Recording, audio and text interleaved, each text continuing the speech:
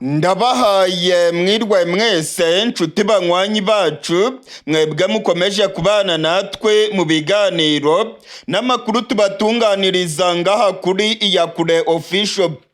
Iyakure Official ni imboneshakure imwe rudende ibashitsa ko amakuru yizegwe, amakuru atosoye, amakuru aba yatohojwe n'itsinda ry'abamenyesha amakuru b'inzobere mu karere k'ibiyaga binini, maze tukayabashikiriza mu buryo bwihuse. Turi ku igenekerezo rya 20 ukwezi kwa kabiri umwaka w'ibihumbi 2025.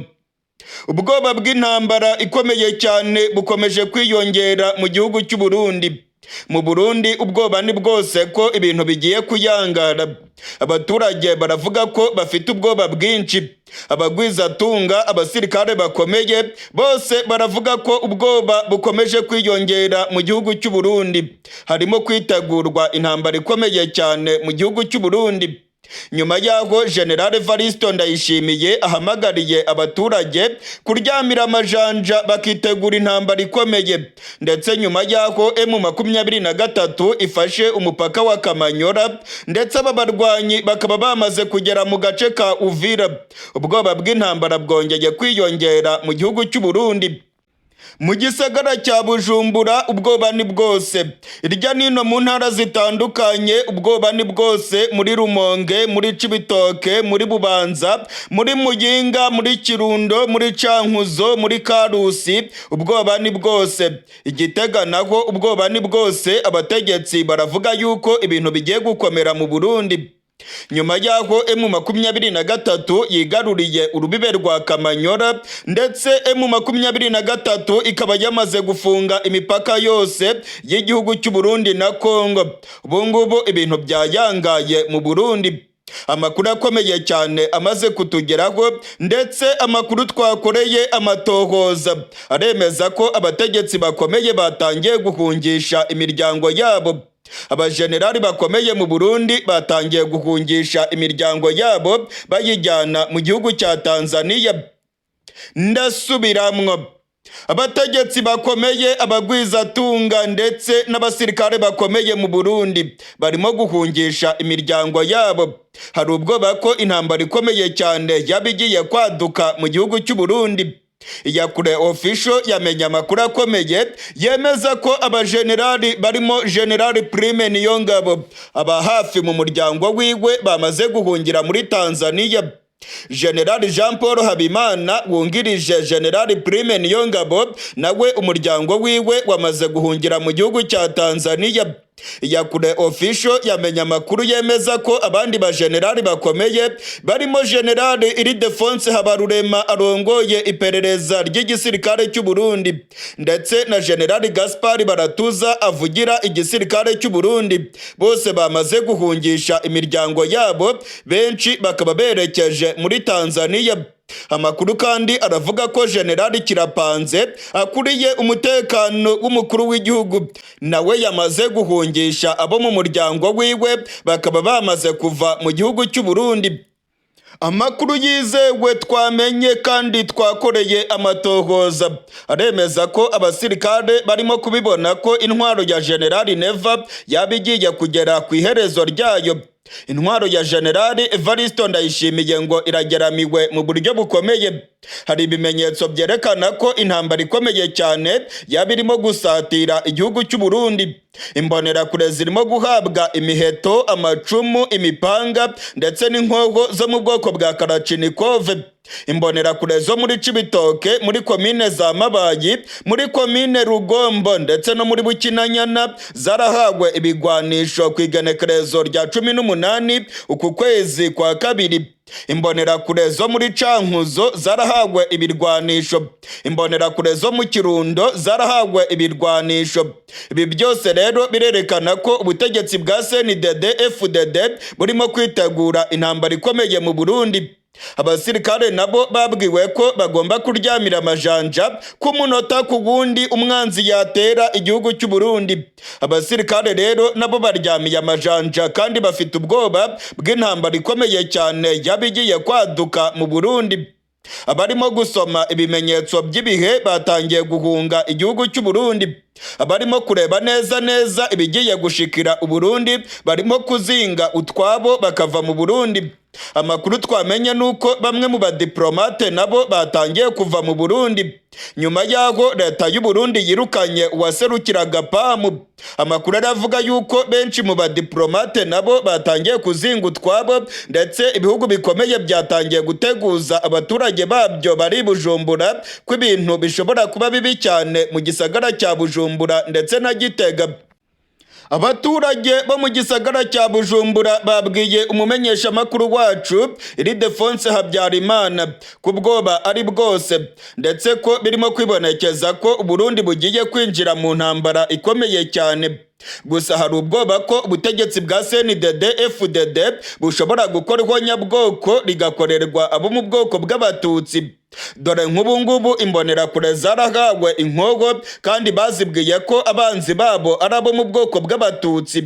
Ubutegetsi bwa Gitega bwamaze kubwira imbonerakure ko Abatutsi bashaka gutembagaza ubutegetsi bwa CNDD-FDD ngo bagomba kubivuna. Hashize iminsi amavideo arimo gukwiragira irya nino ku mbuga ngurukanabumenyi muri groupe za WhatsApp z'imbonerakure. Barimo kuvuga yuko bagomba kugura imihoro, bakagura amacumu, ndetse ngo bagahabwa inkogo, maze ngo bakica abantu bo mu bwoko bw'Abatutsi bagiriza ko aribo bageramiye ubutegetsi bwa CNDD-FDD. Imbonerakure irya nino ku mitumba zirimo guhabwa imyimenyerezo ya gisirikare. Ku isaha y'isa 10 z'umugoroba irya nino mu bisagara bitandukanye ku mitumba ndetse no ku bucimbiri, imbonerakure zirimo gukora za defile ndetse n'imyimenyerezo ya gisirikare. Iyi myimenyerezo iriko irakorwa irya nino mu gihugu irimo gukurikirwa n'amajambo y'urwango, aho barimo kuvuga ko Abatutsi bagiye gutembagaza intwaro ya General Neva. Ibingibi rero n'urwango rukomeye cyane, ndetse imbonerakure zamaze guhabwa ibirwanisho ngo ziteguye gukora ubwicanyi barwanira General Evaristo Ndayishimiye urimo kubeshya irya nino avuga yuko Abatutsi ngo bagiye gutembagaza intwaro yiwe.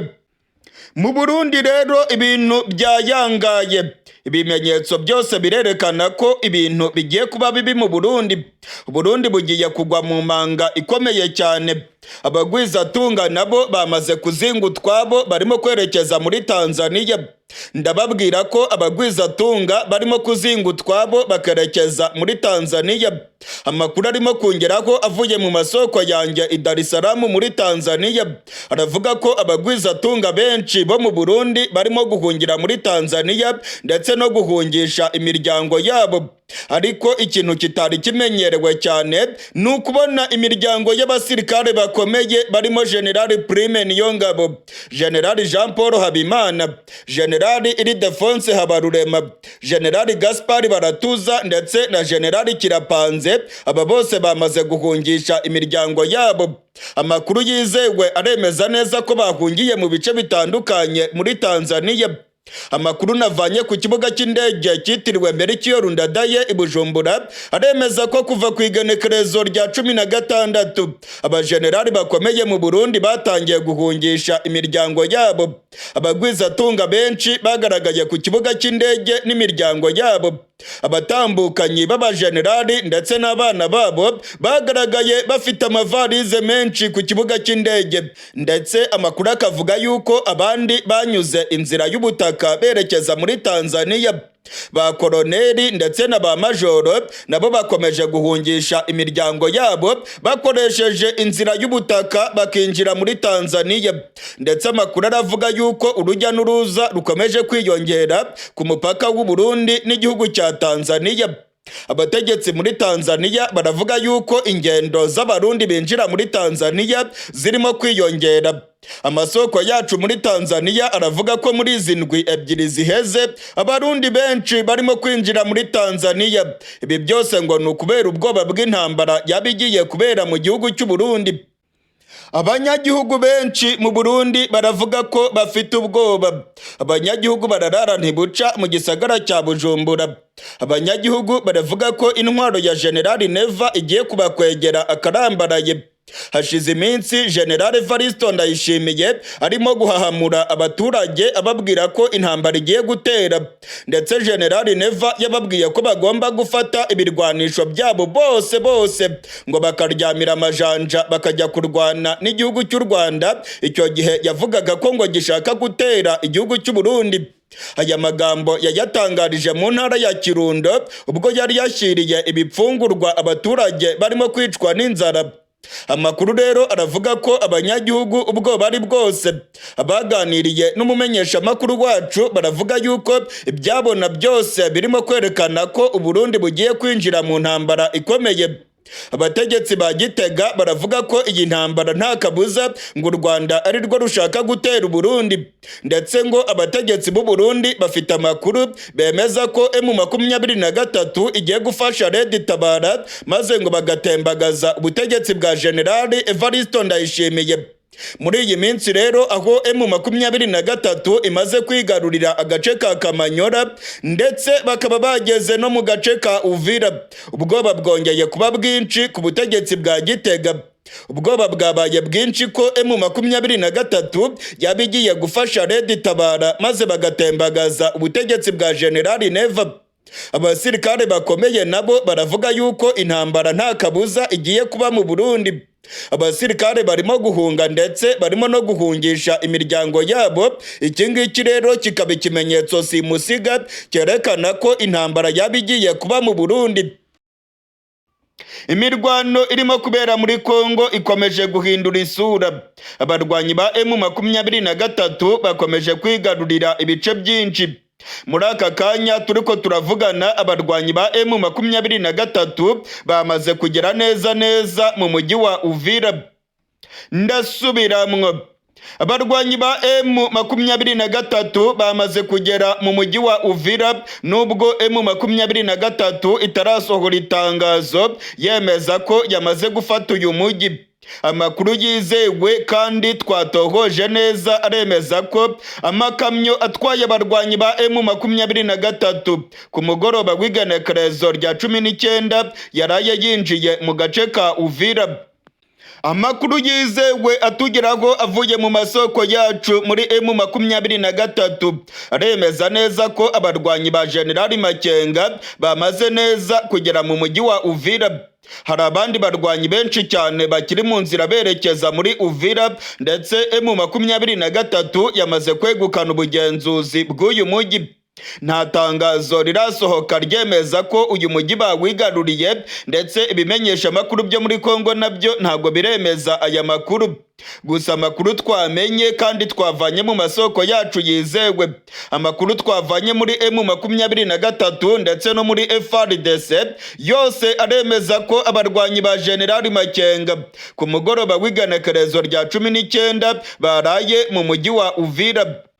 Mu gihe rero M23 iri ku muvuduko yigarurira ibice byinshi, ndabamenyesha ko ubutegetsi bwa Kisekedi bwo burimo kudagadwa. Amakuru yizewe arimo gutangazwa n'abamenyesha amakuru rurangiranwa muri Kongo. Amakuru arimo gutangazwa n'abadiplomate i Kinshasa aravuga ko ubutegetsi bwa Kisekedi bugeramiwe. Hari amakuru avuga yuko abasirikare bakomeye baba bagiye gukora kudeta muri Kongo. Abadiplomate batangiye guhunga i Kinshasa. Ibihugu bikomeye birimo guhungisha abaturage babyo bari i Kinshasa, ndetse abadiplomate barimo kugendera mu bimodoka bitamenwa n'amasase. I Kinshasa ibintu byadogereye, hari akavuyo kenshi ndetse biribonekeza ko Kisekedi ubutegetsi bwamunaniye.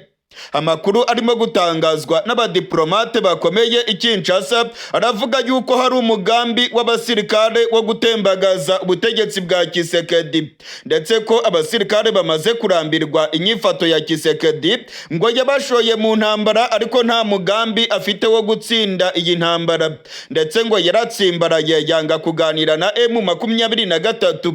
Hari abasirikare batangiye gushinja Kisekedi ko nawe yaba yinyegeje inyuma y'umugambi w'abashaka gucamo Kongo kabiri, ngo akaba yaranze ibiganiro kugira ngo M23 ikomeze irwane yigarurire ibice byinshi maze izatangaze ko ishinze leta ya Kivu. Tshisekedi rero barimo kumurega ubugambanyi ndetse no kuba rwose ngo yaba arimo gukorana na M23.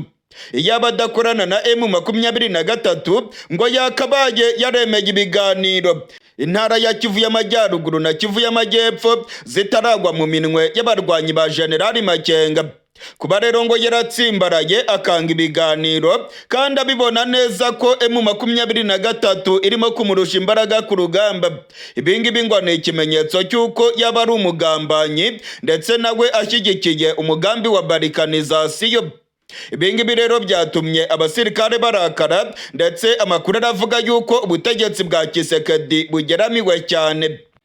Amakuru arimo guturuka i Kinshasa aravuga yuko ibintu byadogereye, ubwicanyi burimo kwiyongera mu mabarabara yo muri Kinshasa. Abanyamurenge ndetse n'abantu bavuga ururimi rw'igiswahili barimo kugirirwa nabi, benshi barimo gushinjwa kuba intasi za M23. Abaswahilofone barimo kwicwa ku mugaragaro ku manywa y'ihangu, ndetse biravugwa yuko ngo baba ari intasi z'igihugu cy'u Rwanda zirimo kwidegembya i Kinshasa. Harimo kubera ubwicanyi bukomeye cyane muri uyu mujyi wa Kinshasa. Abadiplomate bo rwose batangiye guhunga uyu mujyi, ndetse ibihugu bya rutura byaburiye abaturage babyo ko bagomba kuva i Kinshasa vuba na bwangu kubera ko nta mutekano uri muri uriya mujyi. Hari amakuru kandi yemeza ko Tshisekedi nawe arimo kubibona ko ubutegetsi bwiwe bugeramiwe, nawe akaba rwose arimo gushaka uko yahunga Kongo. Ndasubiramwo, amakuru arimo gutangazwa n'abamenyesha amakuru rurangiranwa muri Kongo aremeza ko Tshisekedi yaba agiye guhunga igihugu. Tshisekedi ngo yaba agiye guhunga nyuma y'aho abibona neza ko ibintu byamukomeranye, ibintu byadogereye i Kinshasa, ndetse Tshisekedi ntago agifite kontrole y'ubutegetsi. Amakuru aravuga yuko Tshisekedi yaba agiye guhungira mu gihugu cya Angola cyangwa se akerekeza i Buruseli mu gihugu cy'Ububirigi aho n'ubundi yabaga, ndetse hano mu Bubirigi hoho ni umwenegihugu waho kuko yamaze kuronka ubwenegihugu bw'Ububirigi.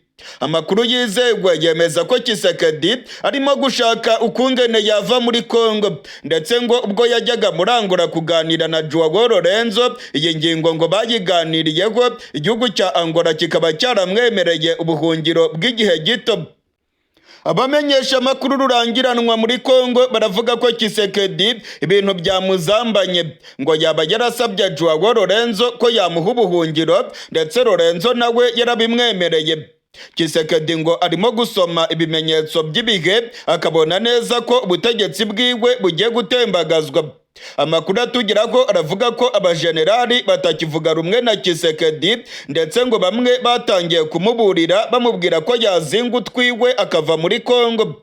Tshisekedi rero biravugwa ko ashobora guhungira mu gihugu cya Angola cyangwa se akerekeza mu Bubirigi aho n'ubundi asanzwe afite ubwenegihugu bw'Ububirigi. Amakuru yizewe aravuga ko umuryango wa Tshisekedi bamwe batangiye guhunga bava muri Kongo, ndetse nyina wa Tshisekedi wewe yamaze guhunga.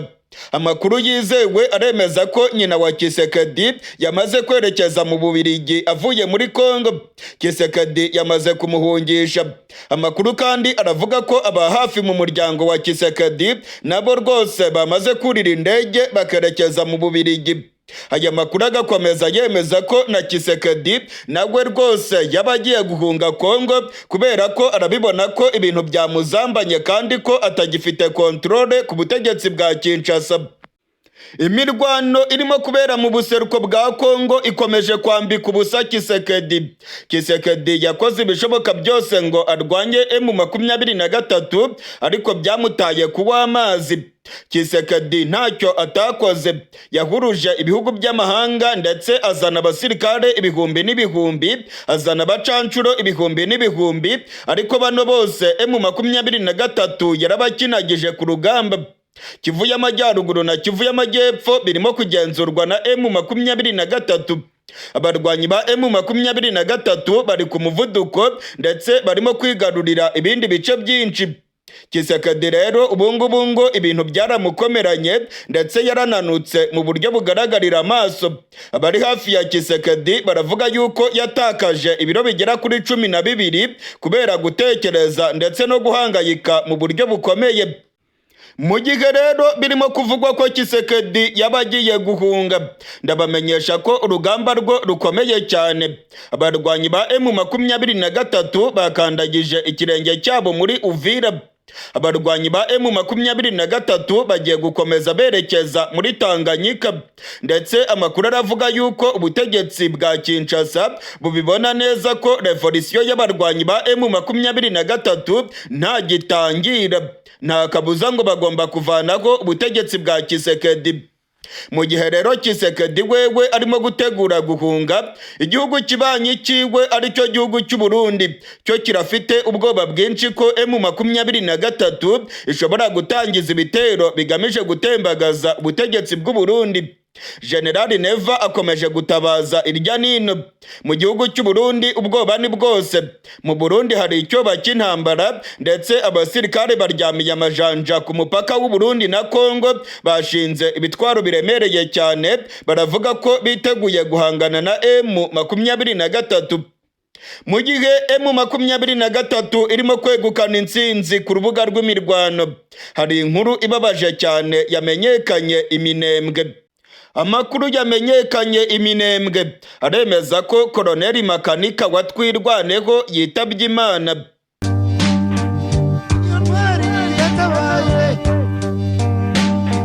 Yanyuraga benshi mu bari bamuzi, nta n'umutababajwe rwo yatuvuyemo. Muje mureba intego, murebe maraso y'abana yaviriye muri iki gihugu, ntabwo tuzayavirira kandi bitwaye dukora zakozwe n'abandi. Ibi bihe si ubwa mbere bituzaho.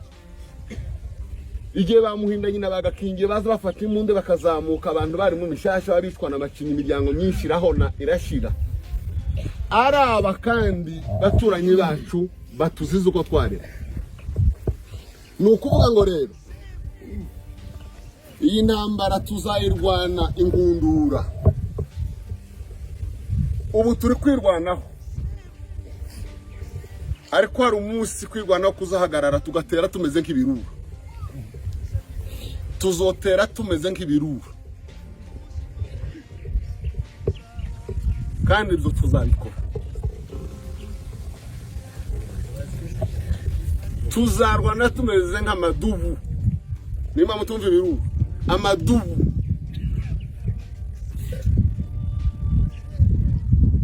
Ntabwo ibi bizagarukira.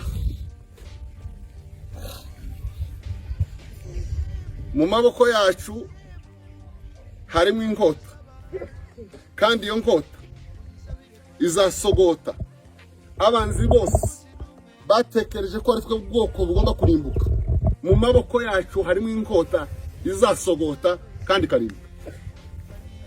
Ibi tuzabihorera kugeza ku wa nyuma ibi, kandi igihe cy'imbabazi kizashyirwaho iherezo. Ndashaka kubabwira ko intambara tutenda kuyivaho. Nimba hari abantu bibesha ko hari ibintu bibaye igikuba gicitse ngo twotezuka, wanadanganya. Nimba hari umuntu bibesha hano munsi y'ijuru ngo hari ijambo yovuga, hari ikindi yovuga, noneho ngo abantu bagahinda imishitsi bakananirwa kurya, bongo. Tuko tayari na tunaendelea na tutaendelea na mabadiliko yatakuwepo. Muraho neza banywanyi bacu, mwebwe mubana natwe mu biganiro n'amakuru tubashikiriza ngaha kuri Iyakure Official. Turi ku igenekerezo rya 20 ukwezi kwa kabiri umwaka w'ibihumbi 2025. Uyu mugabo murimo kureba kandi mumaze kumva ijambo ryiwe rikomeye yitwa Koloneli Makanika, intwari y'Abanyamulenge. Inkuru mbi cyane yamaze kutugeraho iremeza ko intwari y'Abanyamulenge yamaze gutabaruka. Koloneli Makanika yamaze kwitaba Imana. Amakuru yose arimo kungeraho avuye Minembwe aremeza urupfu rwa Koloneli Makanika. Abanyamurenge twavuganye ndetse n'abarimo gutangaza amakuru yiwe bose ku mbuga ngurukana bumenyi baremeza ko drone z'igisirikare cya FARDC ndetse n'abafatanyabikorwa babo ku munsi w'ejo ku igenekerezo rya 19 ukwezi kwa kabiri zarashe kwa Koloneli Makanika mu gace ka Minembwe zikamwivugana. Ni inkuru mbi cyane yumvikanye Minembwe. Ni inkuru y'agashavu ndetse n'imiborogo mu gace ka Minembwe. Abanyamurenge benshi bariko barakorora amosozi. Ni inkuru bigoranye cyane kwakira kubera ko intwari y'abanyamurenge, intwari yatwirwaneho yamaze gutabaruka. Ku munsi w'ejo ku masaha y'umugoroba nibwo inkuru y'akababaro yatangiye kutugeraho ivuga yuko intwari y'abanyamurenge yamaze kwitaba Imana. Amakuru yatangiye gutangazwa n'abanyamurenge bari Minembwe ndetse bamwe barampamagaye bariko bararira cyane bakorora amosozi bavuga ko intwari yatwirwaneho imaze kwitaba Imana.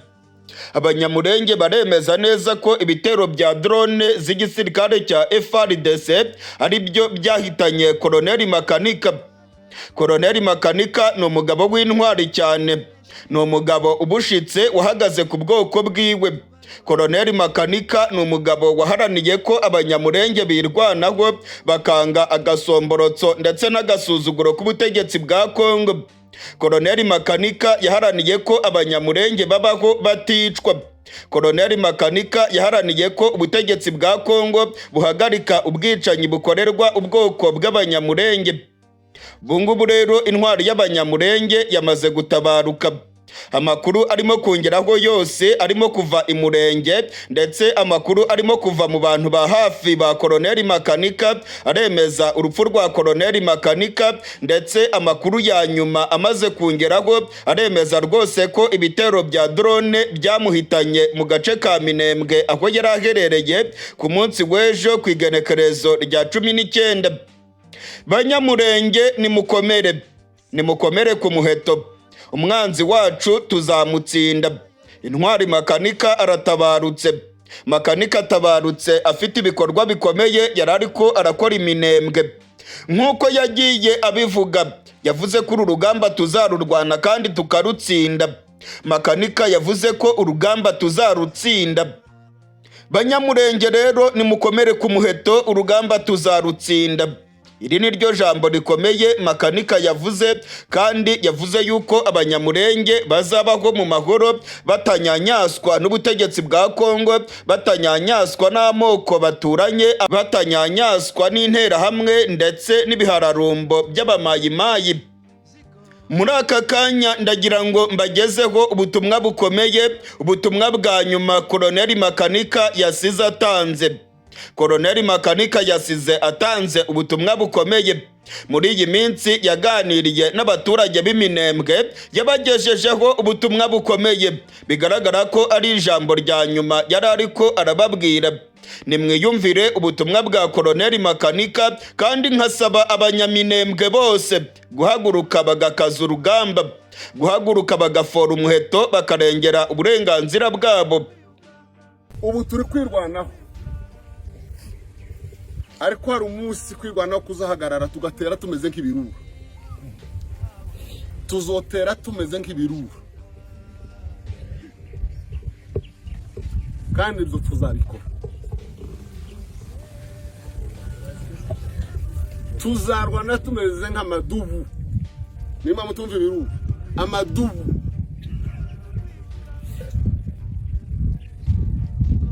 Ntabwo ibi bizagarukira. Mu maboko yacu harimo inkota, kandi iyo nkota izasogota abanzi bose batekereje ko ari twe bwoko bugomba kurimbuka. Mu maboko yacu harimo inkota izasogota kandi karimbuka. Ibi tuzabihorera kugeza ku wa nyuma ibi, kandi igihe cy'imbabazi kizashyirwaho iherezo. ndashaka kubabwira ko intambara tutenda kuyivaho. Nimba hari abantu bibesha ko hari ibintu bibaye igikuba gicitse ngo twotezuka, wanadanganya. Nimba hari umuntu bibesha hano munsi y'ijuru ngo hari ijambo yovuga, hari ikintu yovuga, noneho ngo abantu bagahinda imishitsi bakananirwa kurya, bongo. Tuko tayari na tunaendelea na tutaendelea na mabadiliko yatakuwepo. Kuba tuzira gusa ko turi abanyamurenge mu gihugu cyose, tawe twahemukiye, tuzohagarara ku kuri, tawe turenganyije.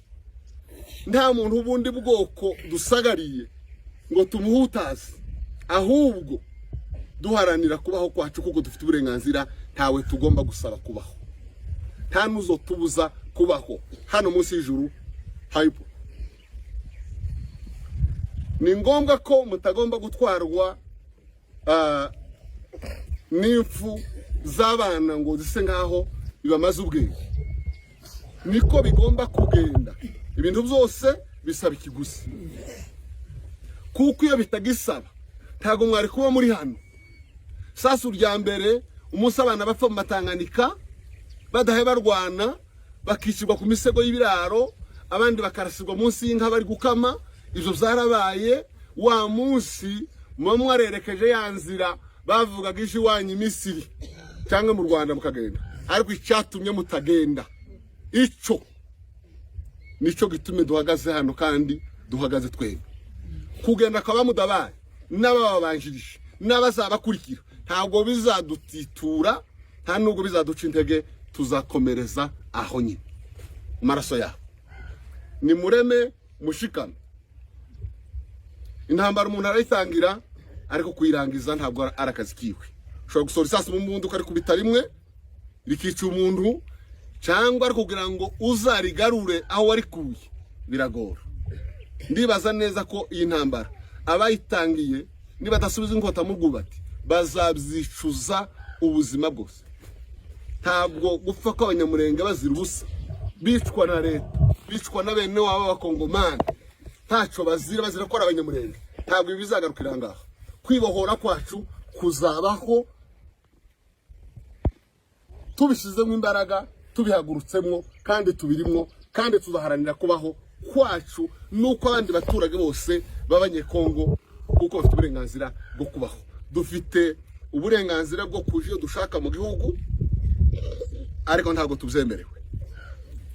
Inzira zadifungwa ku banyamurenge, abandi zifunguye. Hano hariho ba Momo, ngabo niwe Momo, n'abashuruzi babahangaha mu Madegu, n'abashibi Bukavu. Nta mushi urazira kuko atari umunyamurenge muri ene y'abanyamurenge. Ariko habaza abacuwere hano mu Rusuku ugakomeza hano, sinzi ko ari abanyamurenge bake cyangwa benshi bashaka kujana mu cyangwa kwemerere ko mujana atekereza ko yo guhuruza. Ibyo bizashirwa iherezo, kandi ntabwo bizashirwa iherezo turyamye, bizoshirwa iherezo nuko twahagurutse. Mureke gutwarwa n'imfu, tugomba gupfa kuko nibyo twiyemeje. Tudapfuye nta gakiza kazaboneka kanyu. Tugomba gupfa kugira ngo abandi bagire gute babone agakiza. Ntabwo turi abasazi, ntabwo turi irifu. Ibyo turimwo turabizi, twaravyiyemeje ko tutazatega amajosi ngo batwice uko bashaka. Twavutse nk'abandi, tubaho nk'abandi, dufite uburenganzira bwo kugira iwacu. Rero mu kurangiza, Mudabari yabaye umuyobozi mwiza twabivuze, kandi akora ibintu byinshi, kandi mwabyumvise yarabyaye. Imana ishimwe ko yabyaye kandi asize.